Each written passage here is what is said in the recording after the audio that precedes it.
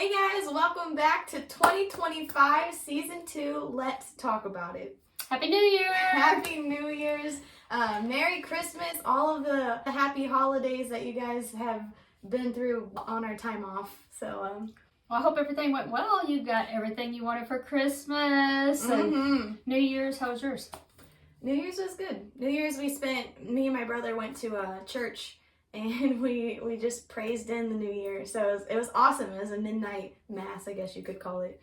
What, not bad? No, I'm just saying not me. That's all, I'm too old for all that, but. Yeah, back in my day, that's not how I would have spent my New Year's. But I tell you what, that was pretty awesome to just praise in the new year. So it was worth it. I was very tired, but it was worth it.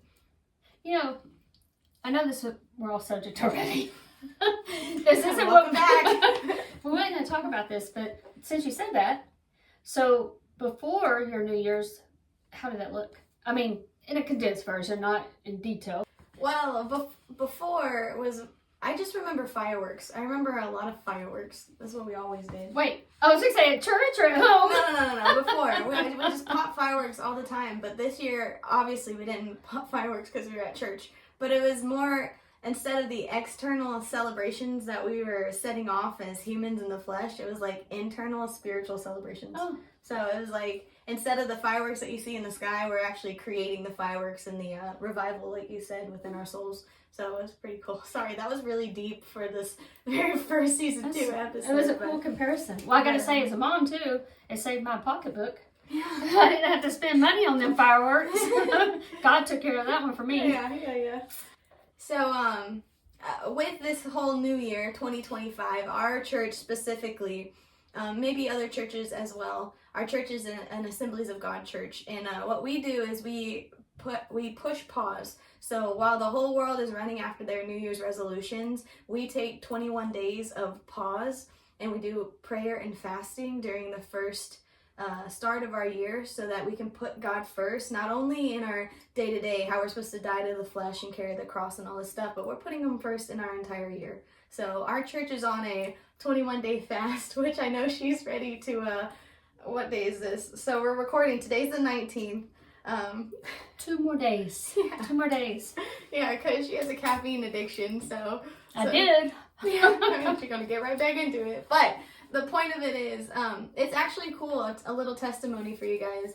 You can talk about yours too, but last year when we joined our church was our first year being, I say it's our first year being reborn, so like our rebirthday, just because that was when we chose to actually pick up our cross and walk like we talked about in the previous podcast. But anyway, last year we did the fasting. We've never done it before. But we were like, yeah, we're gonna fast, woo! And so we did the act of fasting, but I know for myself, I didn't know that you had to fast and then replace it with God. I thought you just took something away. I thought you just like took a bad habit out of your life just to like try to create new, better habits. So that's what I did last year. And this year, I've learned, I had a whole year to grow on this fasting and just everything, But this year, I'm actually taking away some things, but I'm replacing it with God. And now I have a prayer journal, and I have devotionals and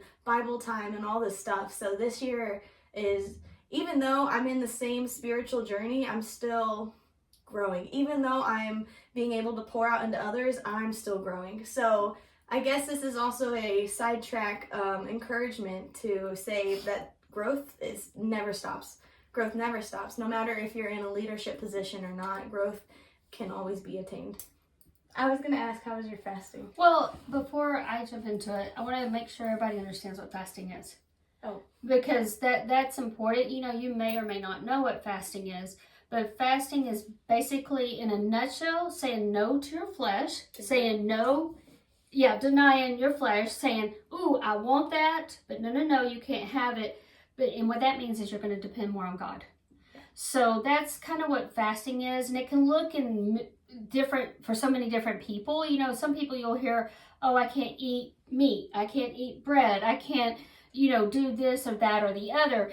And what the challenge is you try to find that one thing that is repetitive for like you. an addiction. Yeah, like an addiction almost. Like And some people do social media or TV. yeah, well, my son, he's doing playing games. Yeah, video games. Because he played them all the time.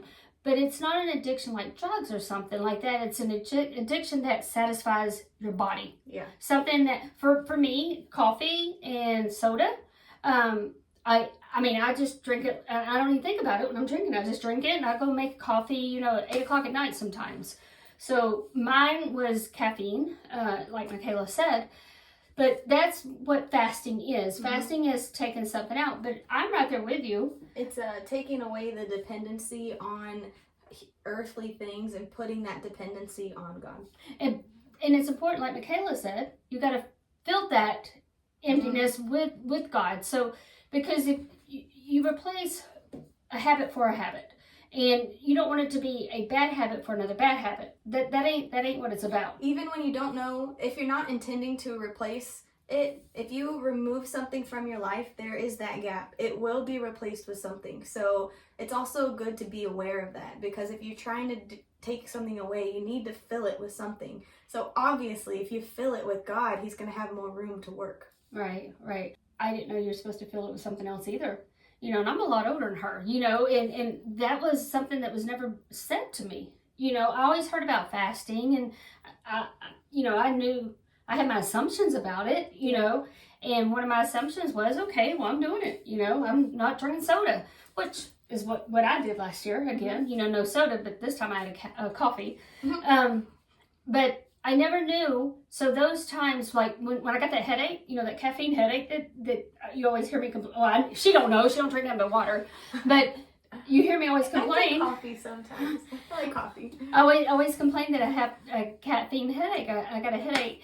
And those are the times where I need to lean on God. So, just remind myself, I am doing this to say no to the flesh and yes to God. I don't need that, God. I need you. I don't need that. Which is also a good point, meaning when you fast and you replace it with God, it's not, oh, God's going to take care of all the things that are going to come with me removing whatever it is. So she removed her caffeine. She still got the headaches. Our flesh responds in a fleshly way, but that doesn't mean that God's not working. Like he can do anything, but He's not usually not going to just take away your headache just because you're fasting. Like, you're going to get your rewards in heaven, but that doesn't mean you're going to not suffer the consequences of the actions that you're doing now. Just so you know as well, we learned in church, because he was explaining to the congregation about fasting, that Jesus, through all of his sermons, he expects us to pray, to fast, and to tithe, because he says when you, he doesn't say if you. So I guess this might be for some of you guys. If you haven't ever fasted before, we're right there with you. That was us last year. So this is my encouragement to you. And also with the New Year's resolution, it's not too late. Like, just because January 1st passed, don't let a date stop you from starting something new, especially when it's growth in God. Well, go back to the very first thing you said when we started talking about fasting, that while the rest of the world's out there chasing their New Year's resolution, you're getting rid of some of your worldly things and making room for God. Mm-hmm. Because if you want God to move in your life, you've got to, the stuff He's already entrusted you with, you got to do something with it for Him to give you more. So if He's already, blessing your life, now you're ready for more. I want more, God. Well, you got to take something away to give God more room. So one of the things with fasting is to show I'm ready. I'm here. I'm making room for you. So, but we weren't supposed to talk about fasting. I know. So the whole intention of this was not to talk about fasting. It just kind of happened. But I do want to say about your New Year's resolutions. That was the whole purpose. What came to mind is fasting, because our church is pausing before we're running. Which is a good practice and habit to get into. But if you have a New Year's resolution, this is our encouragement to you to not stop. There's going to be a moment in whatever you're running towards where complications and struggles will come, but that's, especially if we're talking spiritually, if the devil's not going to sit on the sidelines and just say, oh no, she's growing, I guess I'll let her grow, or he's growing, I guess I'll just let him do his thing. That's not how it works. So when you guys are experiencing struggle, especially when it comes through faith, that might be a sign that you're headed in the right direction. But that also comes with discernment. So also pray about it. Be like, God, are you taking me down this path? Like, should I actually be on this path? Is this just a temporary struggle, or are you trying to redirect me? And then also with your guys' resolution, just know that even if you're running towards something or you have a goal for something and you already messed up, or you're already lacking, or maybe you haven't even started, just know that the date is not what determines progress. The date does not determine your goal. The date is not a starting point. The starting point is your actions, your motivation, and your growth and your success. So just know, don't get too down on yourself. You have all year. We just started. So So with your success, there's small successes. Yeah. You've got to break. You can't say, I want to lose 30 pounds. Okay. A month later, I haven't lost 30 pounds. I've only lost 2. So you can say it like that, or you can say, ooh, I want to lose 30 pounds. I've already lost 2. I'm making progress. Yeah. So it's important to how you speak to yourself as you go through and make these successes and make these. Always celebrate the small wins. So even if it's just 2 pounds, reword it. I got 2 pounds down, so look at the small things. You have that long goal, but you need to break it down to more obtainable goals, not just look at that big picture. Break it down so you feel successful, because if you don't feel successful, you're going to say, not working for me. Right. And that's usually what happens with New Year's resolutions. Everybody sets this, I'm going to go to the gym every day, I'm going to do this, I'm going to do that, and do this. And it gets less and less and less. And then it gets to, well, I didn't go yesterday, so I've already messed up, so I might as well just do it again next year. Mm-hmm. And it's just that vicious cycle. There's a statistic at the gym, actually, where the highest membership is in January. That's wonder why. Yeah. Well, also, if you guys are running towards something, and just piggybacking off of her example of, oh, I lost 2 pounds in a month, or I lost 2 pounds in a month, however she said it. Also, if you didn't reach that goal that you set, you can't really condemn yourself for it, because you're still working towards it. Now, when the moment comes that you stop working towards it is when you need to reevaluate. But if you're working towards it and the growth isn't as extreme as you thought it would, it's not about the point that you get, it's about your journey getting there. So if you're still going, that's still progress, and that's still success. So just don't sell yourself short. Don't not give yourself credit whenever things aren't necessarily panning out as quickly as you want them to, because I know we live in a world where we get everything right away.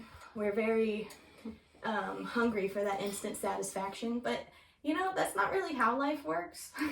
And once we learn that, we won't get as mad and angry at everything.